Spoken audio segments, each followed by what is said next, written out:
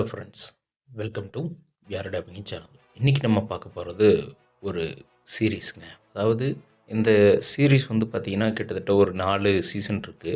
நான் 3வது சீசன் வரைக்கும் முழுசாக பார்த்துட்டு 4வது சீசனை வந்து கம்ப்ளீட் பண்ணிவிட்டு உங்களுக்கு ரிவ்யூ சொல்லலாம் அப்படின்னு பார்த்தேன். பட் என்ன அப்படின்னா கொஞ்சம் டிலே ஆகுது. ஸோ அதனால் ஃபுல்லாகவே நான் உங்கள்கிட்ட எவ்வளோ தூரம் பார்த்துருக்கணும் அது வரைக்கும் உங்களுக்கு எக்ஸ்பிளைன் பண்ணிடலாம் அப்படின்றதுக்காக தான் இந்த ரிவ்யூ. இப்போ நம்ம பார்க்க போகிறது வந்து ஒரு ஹாரர் சீரீஸ். இந்த சீரீஸுக்கும் மற்ற சீரீஸுக்கும் என்னடா பெருசாக டிஃப்ரெண்ட் இருக்க போகுது அப்படின்னு நினச்சிங்கன்னா அதுதான் கிடையாது. உங்களுக்கு ஸ்டார்டிங் என்னவோ நார்மலான ஒரு சீரீஸை தான் ஆரம்பிக்கும். பட் போக போக இதில் வரக்கூடிய கேரக்டர்களும் சரி, சொல்லக்கூடிய விஷயங்களும் சரி, உங்களுக்கு இது வந்து ஒரு டிஃப்ரெண்ட்டான சீரீஸ் அப்படின்ற ஒரு ஃபீலை கொடுக்கும்.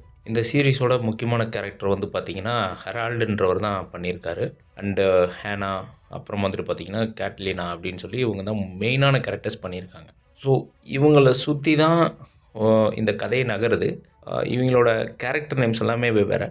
ஸோ கதைக்குள்ளே போவோம். அதாவது வந்து பார்த்திங்க அப்படின்னா ஒரு லேடி, அவங்களோட நேம் வந்து பார்த்திங்கன்னா தபிதா.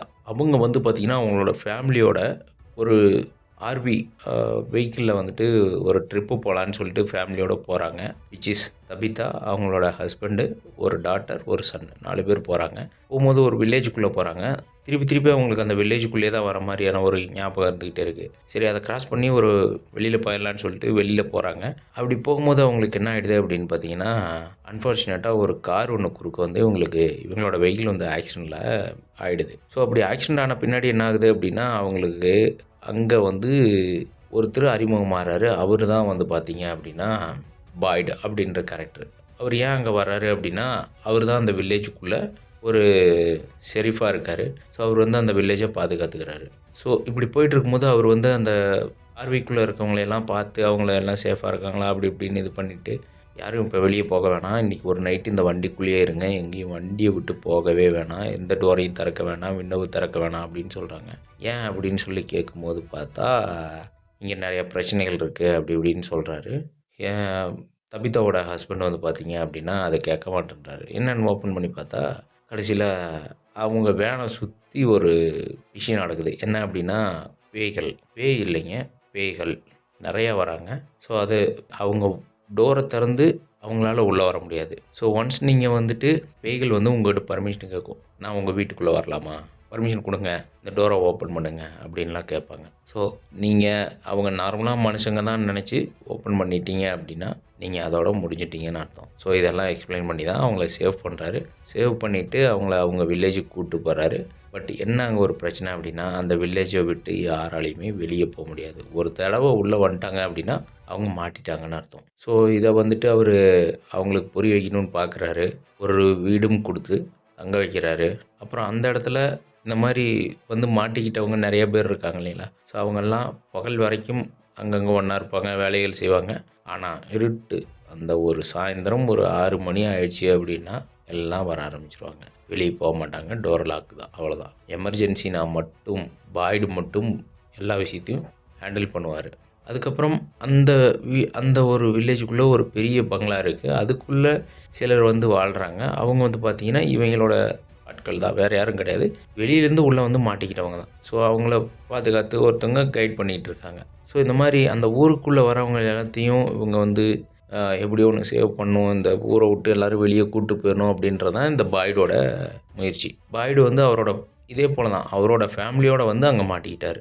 ஒரு கட்டத்தில் என்ன ஆகுது அப்படின்னா, இந்த தபிதா வந்து என்ன பண்ணுறாங்க அப்படின்னா, இதுக்கு பவர் சோர்ஸ் எங்கேருந்து வருது, இந்த வில்லேஜுக்கு கரண்ட் எங்கேருந்து வருது அப்படின்னு சொல்லி பார்க்கும்போது, அவங்க எல்லாருக்குமே கரண்ட் எங்கேருந்து வருதுன்னா ஒரு அண்டர் கிரவுண்ட்லேருந்து வருது. அந்த அண்டர் கிரவுண்ட் எங்கே வருது அப்படின்றது, அந்த ஒயரு மெயின் இபி ஒயரு இல்லை கரண்ட் ஒயர் எங்கே இருக்குது அப்படின்றத பார்த்து அதை ஃபாலோ பண்ணி அவங்க வந்து ஒரு டனல் மாதிரி க்ரியேட் பண்ணுறாங்க. அப்படி க்ரியேட் பண்ணி போக போக போக போக போக ஒரு கட்டத்தில் அவங்களுக்கு டேஞ்சராக அது அமையுது. என்ன காரணம் அப்படின்னா, ஒரு சைடில் இவரோட தபிதாவோட ஹஸ்பண்ட் வந்து பார்த்திங்கன்னா இந்த வில்லேஜ் விட்டு வெளியே போயிடணும்னு சொல்லிட்டு ஏற்கனவே அந்த வில்லேஜுக்கு இவர் மாதிரி வந்த ஒருத்தர் கூட என்ன பண்ணுறாரு அப்படின்னா டைப் பண்ணி ஒரு மெஷின் வாக்கி டாக்கி மாதிரி கண்டுபிடிச்சி அதில் ஏதாவது சிக்னல் கிடைக்குதான்னு சொல்லி ட்ரை பண்ணுறாங்க. ஸோ எல்லாருமே ஆளுக்கு ஒன்று ட்ரை பண்ணுறாங்க. அப்படி இருக்கும்போது இந்த தபிதாவோட ஹஸ்பண்ட் வந்து இந்த வாக்கி டாக்கியை ட்ரை பண்ணும்போது பார்த்தீங்க அப்படின்னா அங்கே ஒரு வாய்ஸ் கேட்குது, உன்னோட ஒய்ஃப் சாக போகிறா, போய் காப்பாற்று, அவளை அதை நிறுத்த சொல்லு அப்படின்னு சொல்லி சொல்கிறாங்க.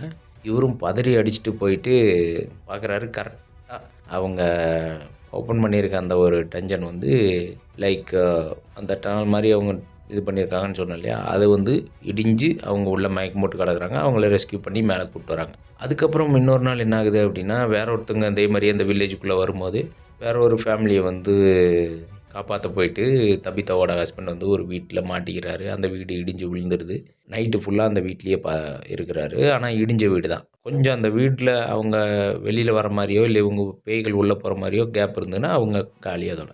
அதில் வந்து என்ன ஆகிடுது அப்படின்னா, இவரை தவிர இடிஞ்சு போன வீட்டில் மாட்டினவங்களில் 1, 2 பேர் இறந்துடுறாங்க. இதுக்கப்புறம் வந்து பார்த்தீங்க அப்படின்னா, ஒரு ஃபேமிலி ஒன்று இருக்குது. அந்த ஃபேமிலி வந்து பார்த்தீங்கன்னா, அவங்களோட என்ன சொல்கிறது, ஒரு குழந்தை, அந்த குழந்தையோட சின்ன மிஸ்டேக்குனால அந்த ஃபேமிலியே இறந்து போயிடுறாங்க. அதாவது அந்த குழந்தையோட அம்மா இறந்துடுறாங்க, அந்த குழந்தையும் இறந்துடுறாங்க.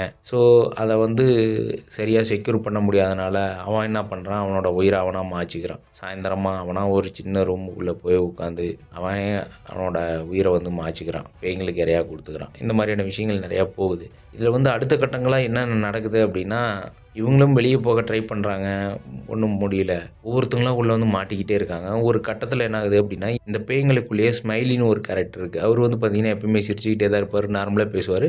ஆனால் வெளியே வந்துட்டா பேயா மாதிரி எல்லாத்தையும் கொன்றுவாரு. இவங்களுக்கு என்ன அப்படி ஆகுது அப்படின்னா, ஒரு கட்டத்தில் இதை விட்டு வெளியே போகணும் அப்படின்னு சொல்லி நிறைய முயற்சி பண்ணும்போது, சில விஷயங்கள கண்டுபிடிக்கிறாங்க. அதை கண்டுபிடிச்சிட்டு ஒரு கட்டத்தில் பார்க்கும்போது என்ன ஆகுது அப்படின்னா, பாய்டு அவருக்கு வந்து பார்த்தீங்க அப்படின்னா, சில விஷயங்கள் தெரியுது.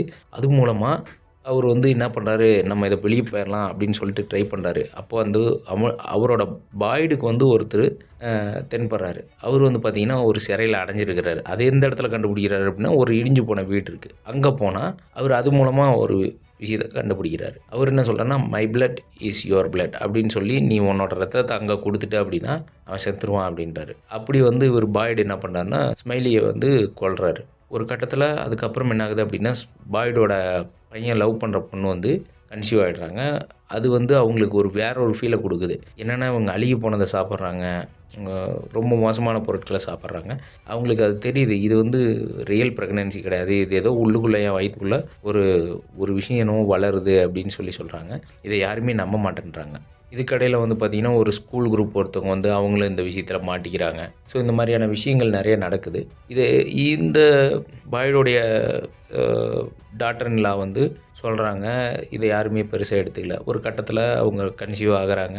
அவங்க கன்சீவ் ஆகுறதுக்கு வந்து ஒ ஒருத்தனுக்கு மட்டும் புரியுது. அவன் என்ன பண்றான்னா, அந்த கன்சீவ் ஆகி இருக்கவங்க வெளிய வரணும். அந்த குழந்தை வெளிய வரணும். வந்தா தான் நம்ம வந்து இங்கேருந்து வெளிய முடியும். அப்படின்ற ஒரு இதுக்குள்ள அவன் வந்து அவங்களுக்கு ஹெல்ப் பண்றேன்ற பேர்ல அவங்கள கூட்டு போய் ஒரு இடத்துல அடைச்சு வச்சுருவான். இதுக்கிடையில வந்து பார்த்தீங்கன்னா, சின்ன வயசுலேருந்து ஒருத்தன் அங்க வந்து மாட்டிக்கிறான். அவன் சின்ன வயசுலேருந்து அவனுக்கு ஒரு 40, 50 வயசு ஆகி போயிடும். அவன் அவ்வளவு வயசு ஆகுற வரைக்குமே அவன் அங்க தான் இருக்கான். இன்னமும் அவனால முடில. ஆனா அவன் கண்டுபிடிச்ச விஷயங்கள் தான் வந்து பார்த்தீங்கன்னா, பாய்டுக்கு ரொம்ப பெருசா உதவும். என்ன மாரி விஷயங்கள் அப்படின்னா, ஒரு மரம் இருக்கும். அந்த மரத்தில நீங்க உள்ள போயிட்டீங்க அப்படின்னா, நீங்க செக்யூரா வேற ஒரு பக்கத்துக்கு போயிருவீங்க அப்படின்றது சொல்றாங்க. அத வச்சு தான் பாய்டு வந்து சில விஷயங்கள கண்டுபிடிப்பாரு. இதில விஷயம் என்ன அப்படின்னா, நம்ம ஹீரோன்னு நெனச்ச தபிதாவோட ஹஸ்பண்டே வந்து பார்த்தீங்க அப்படின்னா, வரும்போது பயங்கரமா வருவாப்புல ஹீரோவா. ஆனா பார்த்தா கடைசியா பாதியில பொட்டுன்னு போயிருவாப்புல. என்னடா இந்த ஆளு ஹீரோன்னு நெனச்சா கடைசியா இப்படி இருக்கு அப்படின்ட்டு. ஸோ இப்படி ஒவ்வொரு சீரிஸுமே ஒவ்வொரு கட்டங்கள்ல வெவ்வேறு விதமான பரிமாணங்களோட மாறிக்கிட்டே இருக்கும். ஒரு கட்டத்தில அந்த